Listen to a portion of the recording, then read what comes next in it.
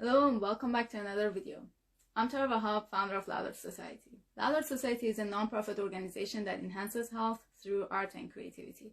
We've been operating in the city of Calgary since 2015, and we offer our services through public art projects, programs, and events. Since the pandemic started, we initiated a new project with artist stories and health awareness series, where we connect with artists, art therapists, music therapists, mindfulness coaches from all around the world, and we get to know them and share their stories through our Instagram live interviews. And today we have another amazing guest who will be joining us shortly. We also share these videos later on our YouTube channel. And by the way, if you're watching them on your YouTube, make sure to subscribe to our channel and hit the bell if you want to get notified every time we post a new video. Also, I have to mention that we promote diversity, therefore you will be seeing videos in different languages from us that are being posted.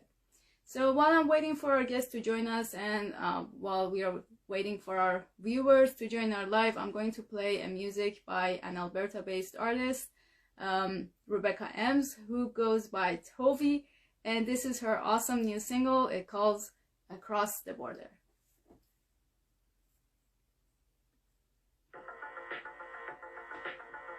Hello.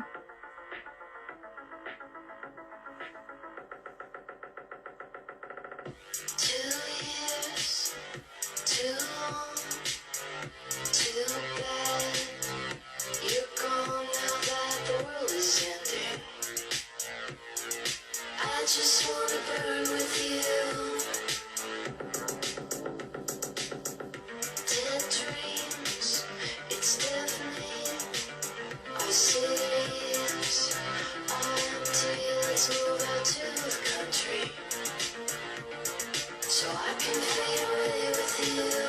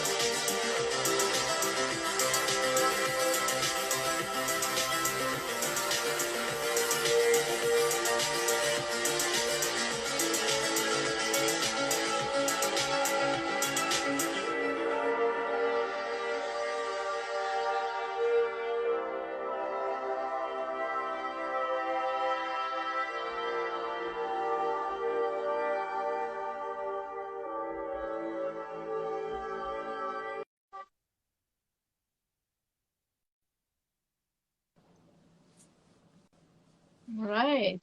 Hello. Hello. How are you doing today? Oh, not too bad. Yeah, it's a nice morning so far. How about you? Nice, nice. Yeah, good too. It's nice and sunny. I'm always happy when it's sunny. Yeah, excellent. Yeah.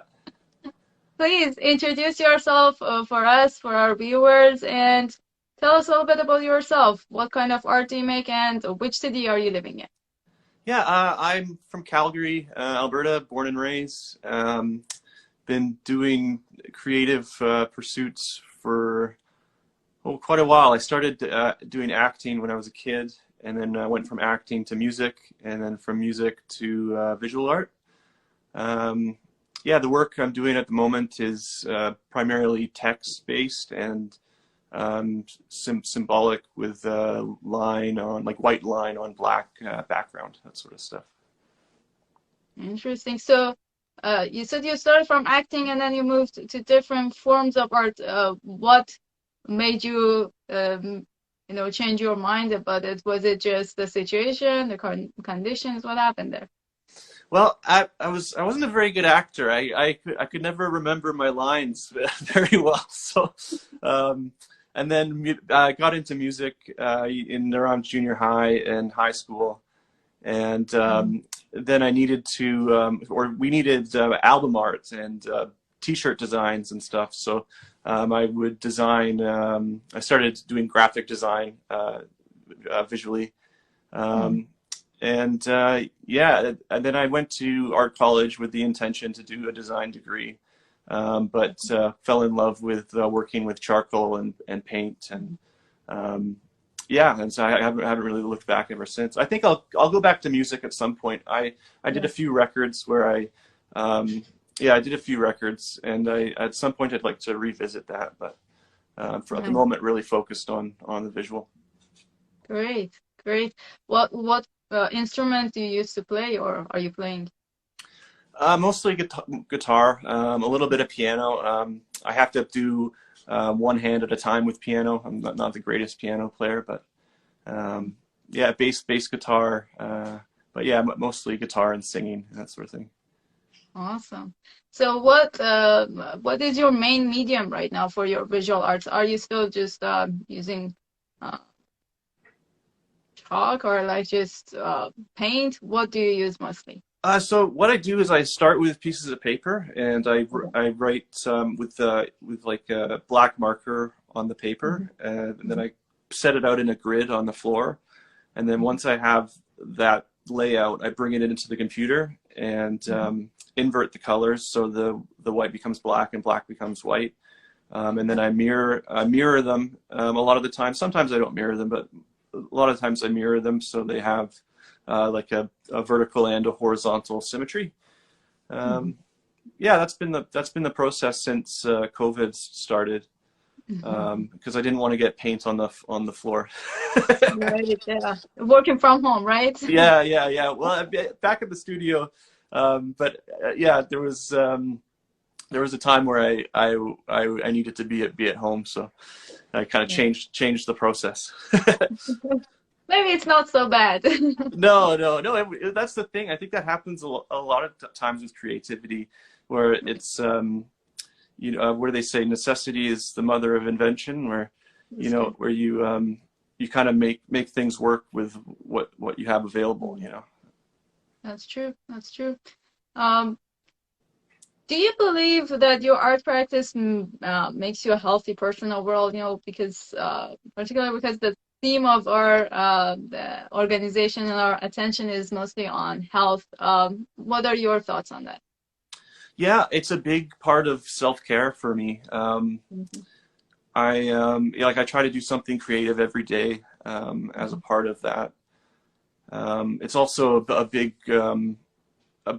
big way for me to understand myself and the world around me. So that is it's a really important part of my identity, making things and interpreting the world as I see it. That's true. I'm sorry, I'm just making some notes. Oh, go for it. Yeah. So what is the theme of your artworks? Does it even have a theme? And how many pieces have you made so far? Do you even count them at all? Yeah, I think I'm redoing my website right now, so I've got about I think 70 pieces that I'm still really happy with. I think I've gone through about 400, 500 pieces of paper since COVID started. Wow. Like I said, I try to make something every day, so I do go through quite. I do make quite a lot. As to whether I show it to anyone, that's kind of a different story. But Okay. Okay. So do you prefer to work large scale or small? I like there's something really immersive about large pieces of art that I really like. So I did a commission recently that was like 6 feet by 6 feet, and I was really happy with how that turned out and how that looked. So I lean towards the medium size to the large size pieces, but a lot of the original is digital, right? So it can be whatever size it needs to be. Yeah. Awesome. And in terms of the theme of your art, does it have a theme? I deal a lot with identity, free will, consciousness, the mind, mental health. I trained as a peer support worker a couple of years ago, so mental health's a big part of my project. Yeah. I noticed. I actually was going through your page the other day, and I see you have posted lots of things about tarot and how you enter the tarot cards. Yeah, What are yeah. those about? Yeah, we as a family we've kind of been exploring the tarot. We kind of sit around and pull a card and talk about it. And I was doing a bit of research into how it's connected to the Kabbalah and the Hebrew alphabet. Yeah, it's fascinating to me how that stuff works, because I think there's some of the connections are just very, very uncanny and true. And I'm typically a very skeptical person, but yeah, we're really enjoying exploring the tarot as a family. Yeah. Yeah. No, I like actually researching that part too, because most of the things actually make sense. It's just a different state of mind and state of being that they have kind of put together, and it has a whole system, how it works, and how the intuition works in terms of like reading it. It's really interesting, and I really enjoyed actually just reading the post that you had and the way that you have interpreted and all the writings. That was very cool. Oh, thank you very much. Yeah, that was good fun. Yeah, for me too. It's how I like how it connects to like Jungian, like Carl Jung's work. I'm fascinated with the idea of archetypes and how there can be these essences or like essential qualities that kind of exist outside of the material realm. Yeah, like there's all sorts of different types of chairs, right? But like, what is the essence of a chair? Like, what is the archetypal chair? And I think a lot of people would argue that there isn't such a thing as an essence. There was just a whole bunch of different types of chairs. And I think how that relates to identity is really interesting. Yeah. Interesting. So, okay, well, here's my next question to you. Would you like to collaborate with other artists? Absolutely. Yeah, I love collaborations. It's always a way to kind of step outside of the box a bit. And yeah, absolutely. Awesome. Do you consider collaboration as only with like other visual artists, or you would like to collaborate with musicians or people in other fields of creativity as well? Yeah, I'm open. I mean, if it makes sense, I think, sometimes like I think each artist has their own language in a lot of ways, and sometimes people's languages are just so different that it doesn't quite make sense. But then sometimes trying to make that make sense can make something really beautiful too. So yeah, I'm really open, quite open. Awesome. Just connecting with others then. Mm-hmm. What is your perspective on art and creativity in general?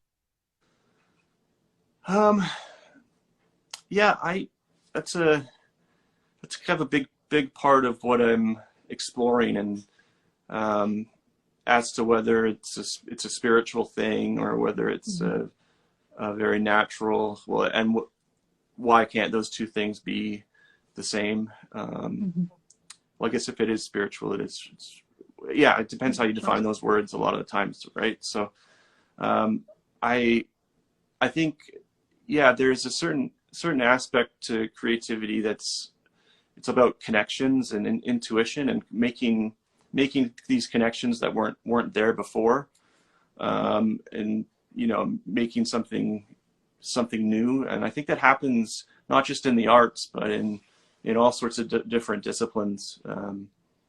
Like I think, yeah, like, I mean, something like engineering, you typically wouldn't think it as a creative pursuit, but I mean, they're creating solutions to problems, and so that's creative in my books. But yeah, Creating solutions to problems. Mm-hmm. And these solutions are not necessarily logical or come from the logic. They can be intuitive too.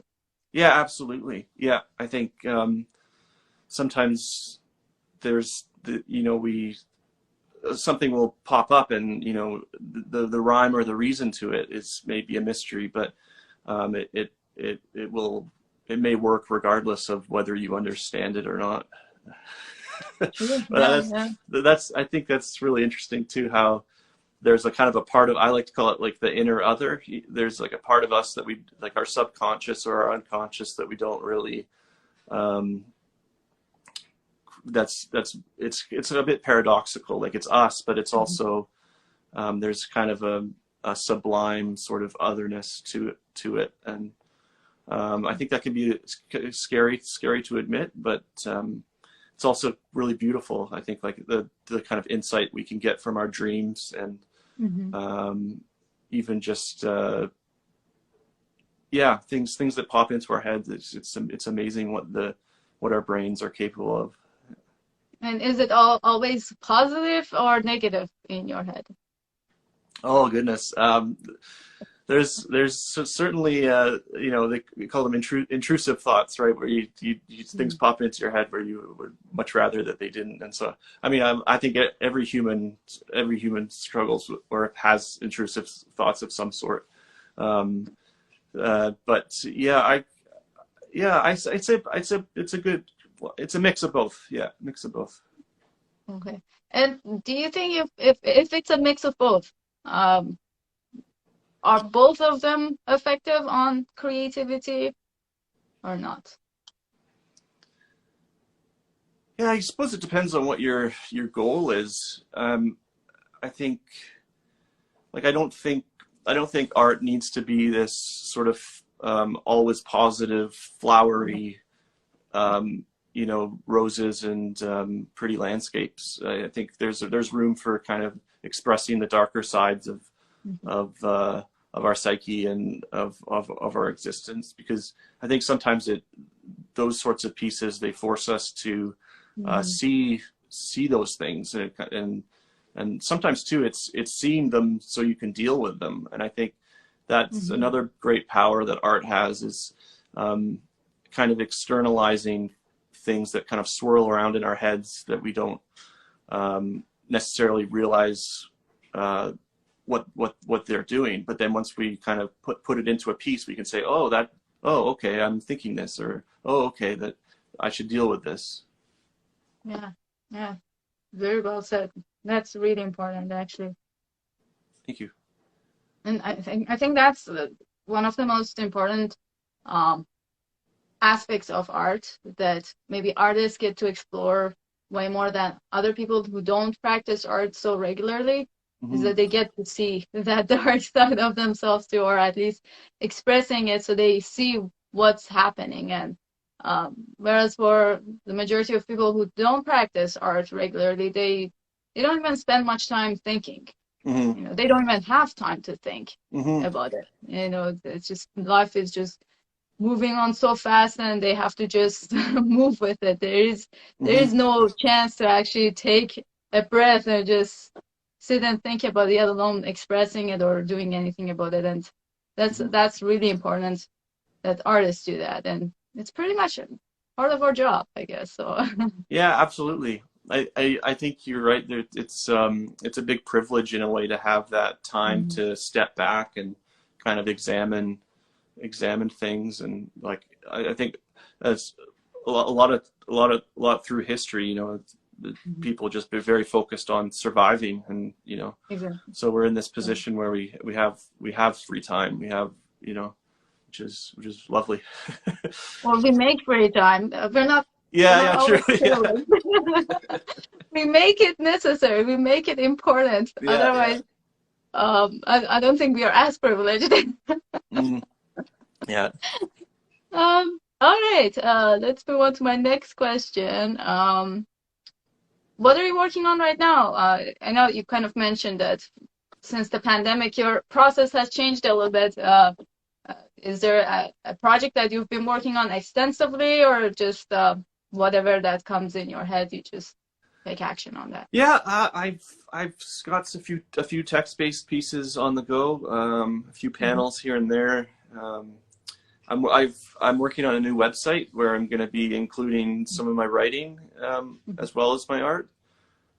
So yeah, that's the big thing I really need to get done. But I find I keep putting it off because I just want to draw more. So that's the Oh, problem. well, that's a challenge. Yeah, right. Yeah. Yeah. I think you should draw more. You know, you can always work on the website later, Yeah. but Okay. the drawing, the inspiration may not come back again to you. So. Yeah, it's true. Well, the thing is, there's just no shortage of things to write about. I mean, and Oh, I don't think a lot of the questions I'm dealing with, I don't think they really have traditional answers. Like mhm. they're just very, um, Open-ended. yeah. It's like, you know, like people have been trying to, like, I talk about the mind and whatnot, Mhm. but I could very well be talking about the soul. And so it's like people have been trying to kind of figure that one out for quite a while. So I don't think I'm under no pretense that I'll get there. But it's a hell of a time. It's a hell of a fun time, kind of just exploring it, right? And I Yeah, think everyone has a right to. That's too important for me to say too. Is I think everyone has a right to explore these big questions, and it's they relate to all of us, you know. So that's true. That's true. And from your writings, well, when I was looking at some of your posts, it seems like you're trying to kind of deconstruct things and put them into some order, but at the same time, it's just like kind of it's all in the circle. They all go back to each other, and so there is not a very clear, um, clear distinguishing between any of them. And but I don't know. It just to me it feels like you're writing your um, thought process pretty much. It's just what you were thinking. You just started from somewhere and then it goes back to the same spot that you started from. And there's not any specific order that you're putting it. Is that true? yeah, I mean, there's no obvious thesis yet. I think maybe yeah, I don't have any anything like I don't have any didactic, like I don't have anything that I want to teach or preach. I don't have any point. Like I have some points. I have learned a few things while doing this, but you know, there's still kind of these irreconcilable you know, paradoxes that I think as soon as you start trying to make them like for me, to do justice to these issues is to keep them out of a linear sort of logical. But if you don't have some structure, I mean, it's just going to be just noise, right? So Yeah. Yeah, it's a balance. It's a balance between you know, making work that you know, has a structure, but then is also doing justice to the complexity of these issues. Right. Yeah. And it still leaves some room for the viewer to interpret it themselves, whatever they want from it. Yeah, absolutely. And I think, like, you know, I'm with all the words on the page and all the sentences and arrows going in all sorts of directions. Like, I'm not in control of where the person starts reading, you know, like, yeah, they're not necessarily going to start at the top left or the top right, you know, Or from the middle. yeah. So it's there, and there's a certain vulnerability in that, because you don't quite know what, you know, I put these things out there and they're very personal, and I'm not too sure how they're received. I guess art making is like that in general, or, you know, you put things out there and you don't, it's almost like an exercise in giving up control. You know, you don't have that same control as you do in the studio when you can move things around. Yeah. That was really interesting. Exercising, giving up your control. That is so true about art. You need to let go.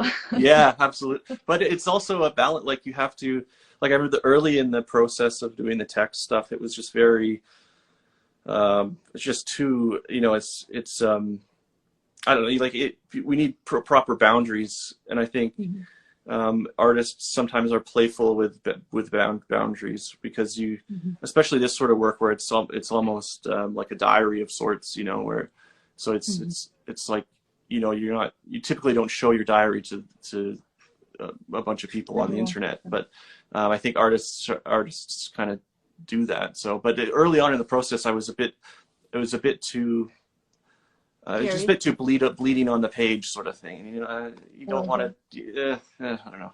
It's not good. All right. Now that you mentioned the diary, so you still have control over that too, like how much you want to share. So, do you put any boundaries on that, or you're just like, well, whatever? I figured out like my process now is it's off the cuff, but it's also controlled in a way where it's really important to me that there's a certain element of an automatic sort of unfiltered, but then at the same time, you know, I do want to. Yeah, I don't know. I haven't really thought. This is an interesting thing to think about. Yeah, I think all I know is I've refined my process to the point where I'm comfortable, and I don't feel uncomfortable after I've shown it to people. You know, so that's yeah. Great. And then before you move into text kind of work, how was your work? Was it mostly just abstract, or you were more into like other forms? Was there that kind of transition at all, or not? So a lot of gestural, like I did these also did these pieces called crowd drawings, and so it's really quick gestures of people, and then they're kind of arranged in a swarm. Okay. So that's kind of a commentary on the parts and the whole, and how does the individual define the group, or does the group define the individual? Yeah, I think I've done about 17 of those crowd drawings, and I'm still doing that work. I really enjoy that series. I find it very therapeutic to do. And then some paintings. I was doing some portraits. Yeah, I'm kind of running the gamut, but I've really found a home, I think, with doing the text-based stuff, because yeah, I just find it really really rewarding, but also like the process itself. I think with art, it's important to find a process that you like, not just the end results that you like. Yeah. And so I really enjoy the process, but I also really enjoy the piece, how the pieces turn out. So that's a good thing. Interesting. Yeah. Very cool. All right. So, what are your recommendations for those people who want to start making art? I guess kind of what I said about the finding a process that you enjoy, and not not necessarily the results. And because I think if you have the process, then you can build off that. Mm-hmm. You know, I like to think of art as, like a lot of things, it's a muscle that you train. Mm-hmm. And so it's going to take some time to get a strong art muscle. So you have to be patient. I think I had a professor once saying that, you know, we're into this game because we think we have good taste, you know, but it takes time for your skill to match your taste. So it's a matter of just being patient, I think, and also trying different things, and getting critique, trying to get honest feedback it can be. I mean, family, God bless them. Some, you know, they love you, so they're going to want to love your art, you know. So it's something about being at art school with a bunch of people who don't have that same connection. It can be really, really valuable to get a bit more of a, not to say that the family members can't be honest, but yeah. The protective. Yeah, protective. Yeah. So getting honest feedback from other people who are doing art, or it can be feedback from just, I don't know, people that are just viewers too. Yeah, I mean, it depends on who you're making for. Like, Okay.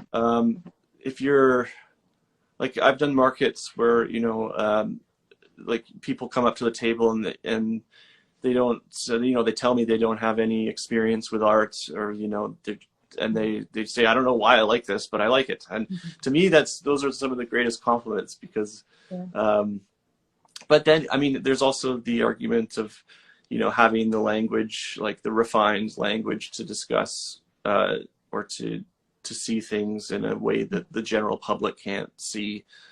I don't know about that personally, but, there is also, I don't know. I'm thinking out loud here. No, that's good. That's good, because it's important. You know, that's one of the reasons I started Louder Society was because of that, because I felt like there was this huge gap between people, art, and the artists. Like we continue growing in whatever, you know, the field of art is, and we keep creating more, but I'm not sure if our audience actually understands anything that we create, and the audience just keeps shrinking and gets smaller, and then it just, you know, becomes like, what's the point? If there's no one who can understand it? So we need to either shrink that gap, or, you know, like, get rid of it somehow. We need to provide that education or conversation so we can at least connect, because this is not good for art or the artist or the community who is receiving that art, you know, whether it's in the form of the product or the service. And so it's really important that we open this conversation, or we provide it in the form of education, so at least we can have that understanding. And you're right, and I really agree with you when you say that when viewers or audience that don't know much about art and they see your art and they like it, at least even they express that they don't know why, but they see something in it, you know, and they don't have to know all the terminology in the arts in order to, you know, understand it. But I think that's the most important aspect of art, or what art is supposed to do, is connecting with people. If it's just made for people who understand it, I don't think it's doing much. Yeah. So not effective enough. Yeah. I think that's a very good point, because if it's, you know, if it's just sitting in your basement and not. But then I mean, if it's art therapy, if it's just for you, then I think that can be okay. But I think ultimately when we want to show the world, and we also want the world to understand to a certain extent, and yeah, make that connection, like you said. It's yeah, it's a great bridge. Art is a fantastic bridge. Yeah. I agree. Okay, here's my next question to you. Who are you most inspired by for yourself or your art? I think art's maybe more of a compulsion for me. Okay. I mean, I'm inspired by just the complexities of life and just the mystery of myself and people around me.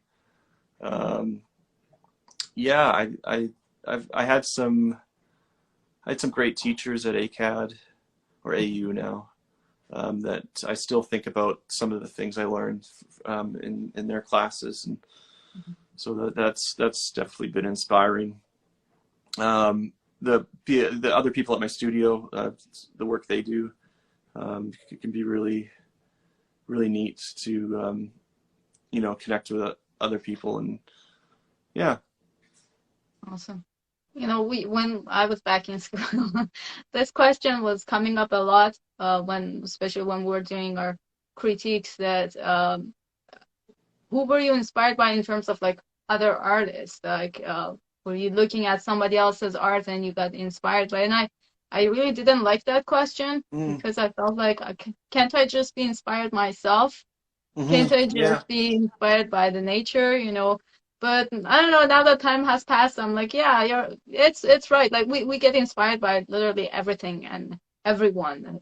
Even if you had a glance at something, you didn't even spend time grasping it, into details and getting deep into it. Still, because you just saw it, it goes into your subconscious mind right away.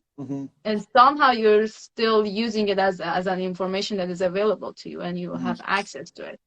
So yeah, I really agree with you when you say that it can be like people around you, your teachers, anyone. But who encouraged you the most? Like, did you have any people who were like, great, John, you should make more art, and it's awesome? There's a few. I'm very blessed to have a really strong support system. So and I've been doing the creative pursuit for quite a while now, and it comes with its struggles. So I've been supported through those struggles. Yeah, like I don't really want to name a name, because then as soon as I name a name, then I know I'm going to miss someone. All right. Yeah. Okay. Here's my next question to you. If you could change anything about yourself, what would that be? A better memory. Yeah.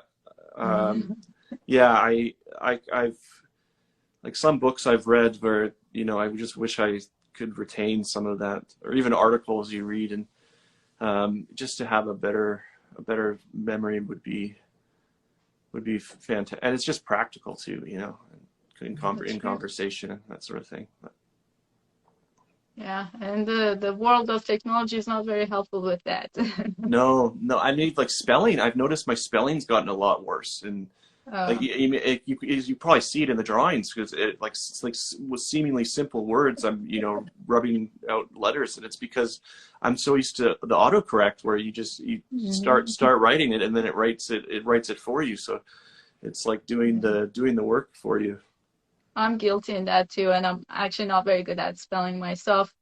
And I went to this seminar once for writing a book, and the facilitator was putting a lot of attention on the fact that you shouldn't really put that much attention on getting everything right in terms of spelling, because nobody will see it, nobody will pay attention to it. But I don't know, some people do, and just doesn't look that professional. If there's too many, like it's okay if there's like one or two mistake or just misspelling, but if there are too many of it, it just doesn't look professional. Yeah, I I agree. don't know. Yeah, yeah. There should be some level of professionalism to that. Okay, my next question to you is our creative question. If you could have a superpower, what would that be? Some sort of greed reversal. Like if you Oh. could, yeah, figure out a way to. I think one of the biggest problems in our world is the disparity in wealth and the poverty that comes from that. Mhm. So yeah, some sort of greed reversal where, or maybe also too an understanding that people. I think this separates people. It's like I got here because of my own merit is one perspective, and then another perspective is I'm here because of like I was thrown here in a way. Like I didn't choose to be born to this family, this caste, this whatever, and but then I feel like there's also that other side where it's like, well, I worked hard. Like you could just if you just pulled up your bootstraps and but I